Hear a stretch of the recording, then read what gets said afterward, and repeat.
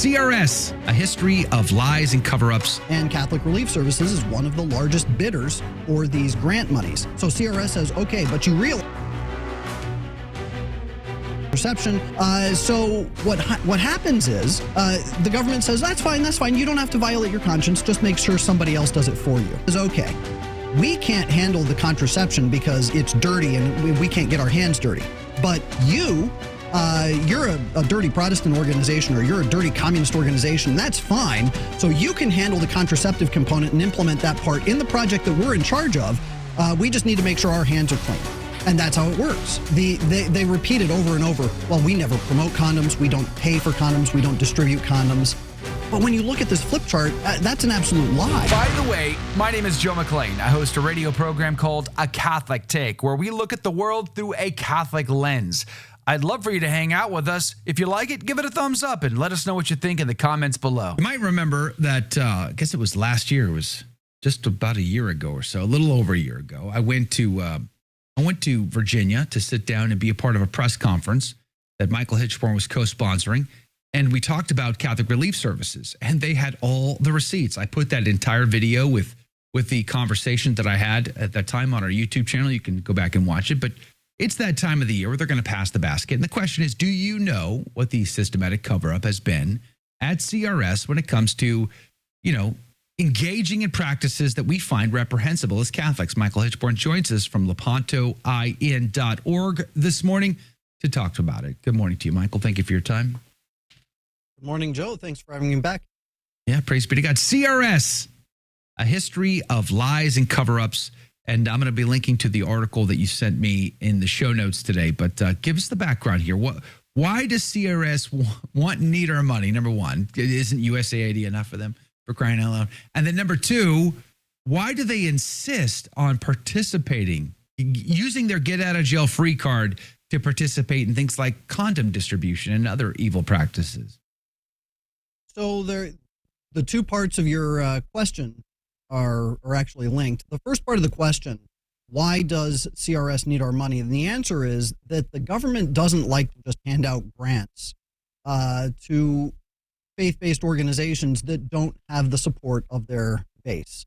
So Catholic Relief Services, in order to obtain the grants from the federal government, from USAID, from PEPFAR, from the Global Fund, whatever it is, they have to be able to show that, hey, look, we're not entirely a government agency. We could actually operate autonomously if we needed to.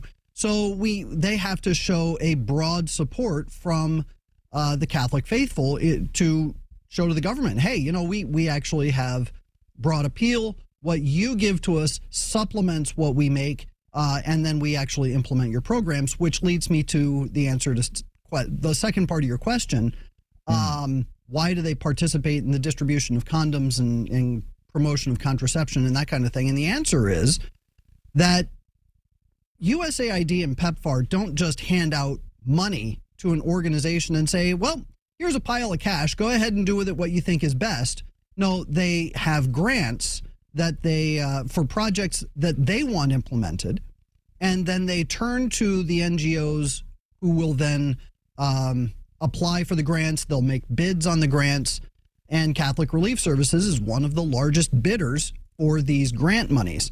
And when they obtain a grant, then USAID, PEPFAR, the Global Fund says, okay, great. Here's the project. This is what we want you to do. Here are the parameters. You can take it or leave it, but everything that we say that has to go into this project has to go into the project. So CRS says, okay, but you realize we're a Catholic organization. We can't distribute condoms and contraception. So what happens is the government says, that's fine. You don't have to violate your conscience. Just make sure somebody else does it for you. And so CRS partners with a different organization and says, okay, we can't handle the contraception because it's dirty and we can't get our hands dirty. But you're a dirty Protestant organization or you're a dirty communist organization. That's fine. So you can handle the contraceptive component and implement that part in the project that we're in charge of. We just need to make sure our hands are clean. And that's how it works. What does it profit to gain the whole world but to lose your soul? Somebody famous once said that, I think. But apparently CRSs and the bishops that are involved. How do they reconcile this? How can they sleep at night, Michael? It just doesn't compute in my brain. Well, first of all, they have to murder their own conscience. Second of all, they have to believe that there's nothing wrong with what they're promoting, and that the individuals that are on the receiving end of the contraception and contraception promotion aren't actually endangering their souls, especially if they have invincible ignorance. So if we don't tell them, then it's okay.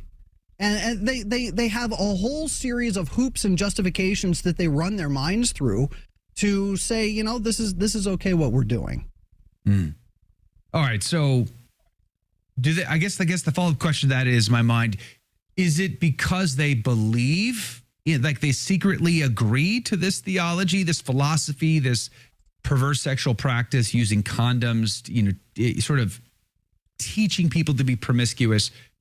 Or is it this is the price they have to pay to do what they really want to do? I mean, is it that, or is it both? Both and. It's both and.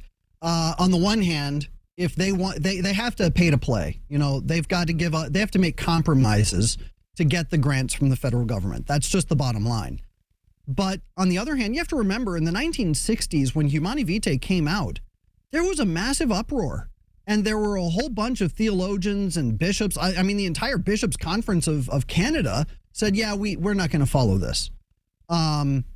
This is the part of the problem, is that even though a lot of bishops in the 60s and 70s in the United States paid lip service to the idea of contraception being wrong, so they played along to get along, and they said, okay, we're not going to push this hard.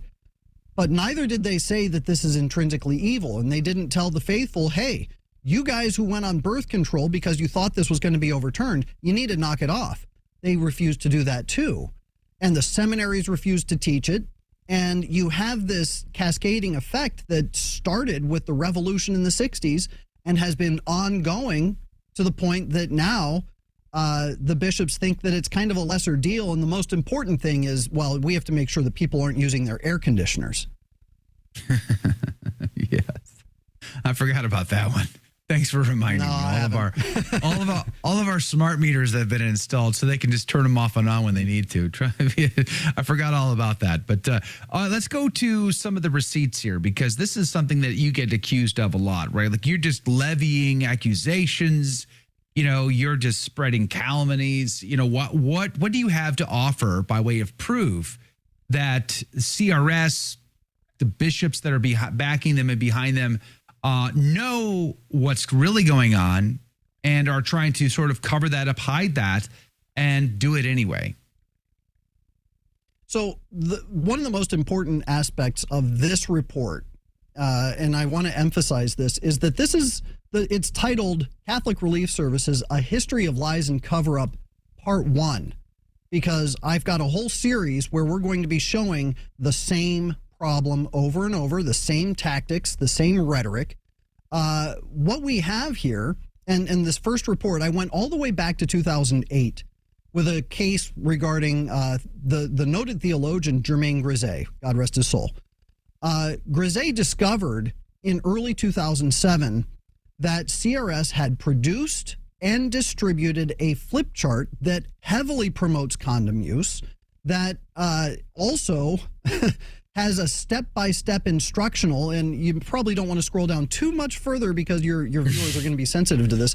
But what you have here is a step-by-step instructional showing a naked man putting on a condom so that people know, oh, this is how you use it. And then the next slide shows a series where a woman learns how to use a female condom. So, wow. And some of the description in there is really gross. And there are also parts of this flip chart that say, oh, and be sure to tell your clients where they can obtain condoms. Now, I don't know. I'm not a grammatician. I'm not big into grammar, but I'm pretty sure if you tell somebody to tell them where to obtain condoms, that qualifies as promoting condom use.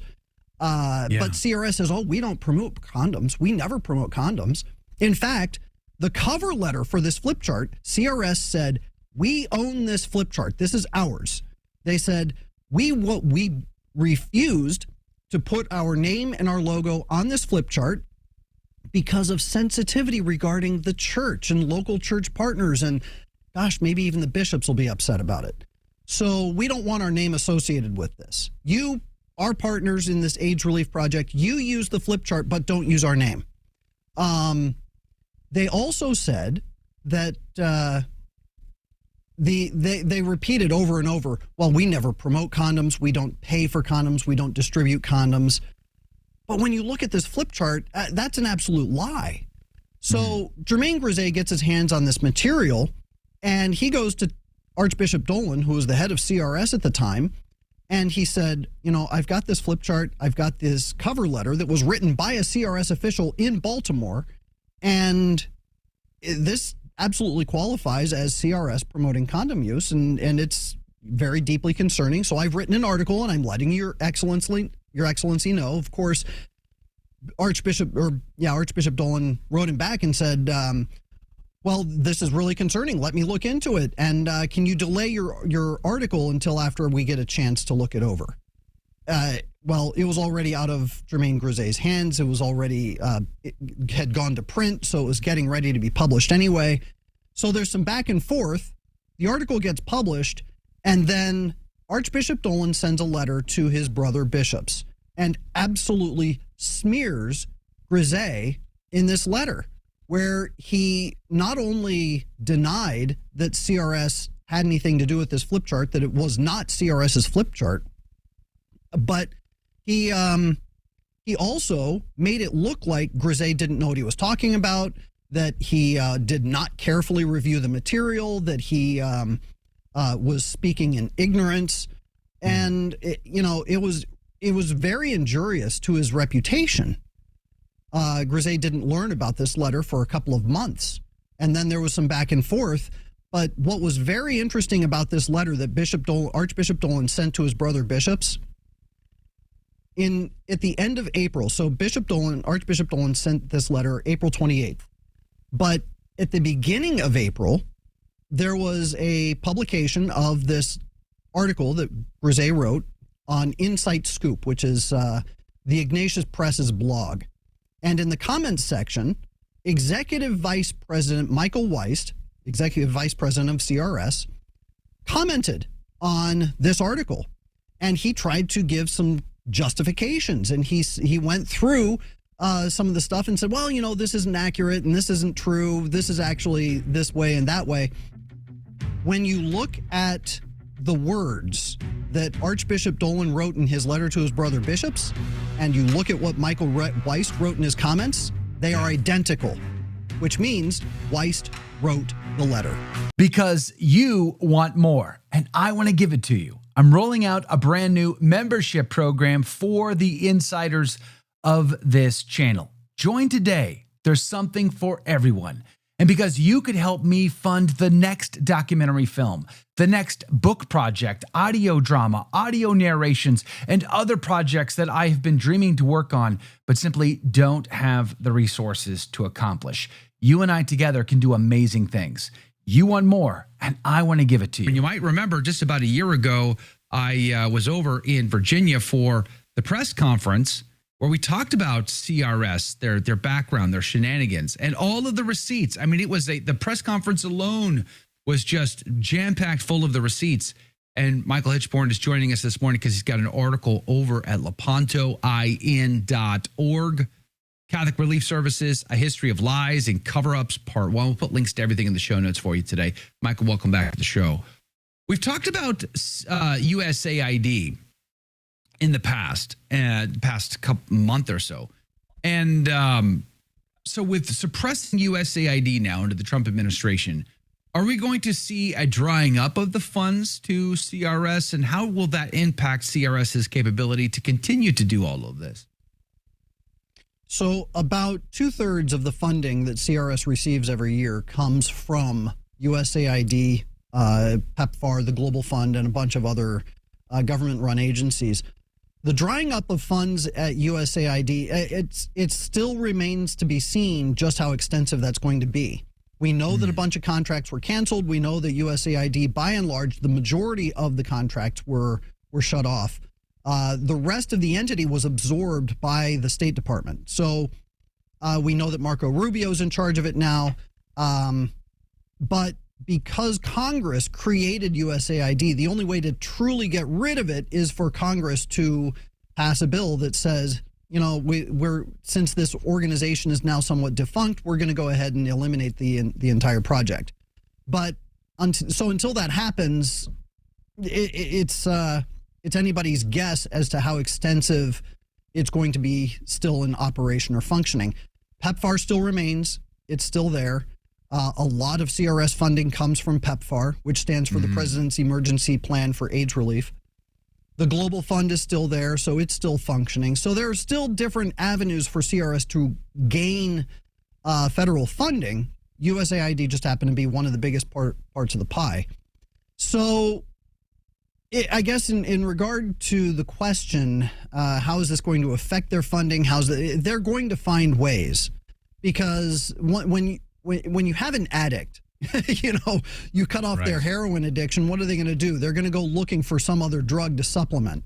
And that's precisely what CRS is going to do. They're addicted to federal funding. They're going to look for other avenues to obtain federal funding.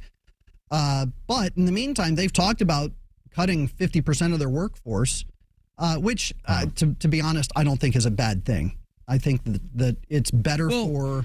Yeah, I guess that's the question. Like, isn't this their opportunity? It's like you go into confession and you make a sincere confession, and you walk out and you're like, you know what? I'm resolved. I'm not doing that stuff anymore. Praise be to God, it's a new day. I mean, this would be a great thing if CRS came out and said, you know what? We were wrong. We were wrong. We shouldn't have done those things. We got really, really addicted to having all that government money coming our way. And you know what? This is our chance to come clean and to change things and do things the right way. Would you be happy? Would you be satisfied if they did that? If they came out and made that kind of contrite statement, and then moving forward, they no longer participated in government programs and took whatever money the faithful gave them and just did good things with that and forgot about the grants? Would you be happy with that? Well, I would be pleased, but I don't know that I could say that I would be happy, because the honest truth is the church has abdicated her mission when it comes to charitable works. Instead of paying people to perform the corporal works of mercy, that money should be going to religious orders and religious entities that will take that. They'll take the funds. They'll go into the community. They'll use those funds almost entirely to serve the people, to help the people, to develop them and to help them grow. I mean, for crying out loud, if you look at what a handful of Jesuits did down in South America prior to their suppression, what happened was they went into villages with nothing. They didn't have big financial backers. They didn't have much of anything, and they produced a people over the course of about 100 years. They produced a people that were so industrious and they were so well educated that people from Mexico were going over to Europe. These indigenous peoples, they were going to Europe and they were teaching in universities. They were teaching theology. They were teaching philosophy. They were producing instruments. They were building churches. They were building communities. And this happened on no budget at all. But you've got Catholic Relief Services, which is a $1 billion a year operation. They set up shop basically to run these government operations. Now, this is a complaint about the government funding, but they set up shop to run these government operations, and nothing is ever actually fixed. It's just kind of a funnel for funding. And they say, you know what, now, because we're addicted to federal funds, we're going to make sure the people here are also addicted to federal funds. They're never able to develop themselves to get out of poverty. They just become reliant on what the U.S. government wants. And then what happens is the U.S. government turns around and says, we don't like the fact that you're against sodomy, so we want you to change your sodomy laws. Otherwise, we're going to cut off your funding. And so then you get social change as a result of addiction to federal funding. CRS becomes a part of that. Or let's say you get rid of the federal funding, CRS goes into a community, but they're not going to be nearly as efficient. They're not going to be proselytizing nearly as well, because these people are paid employees. And our Lord said very clearly, there is a difference between a servant and somebody who is a shepherd and what was the other word? It's 7, almost 8 in the morning. I'm still not quite awake. You need more coffee. That's okay.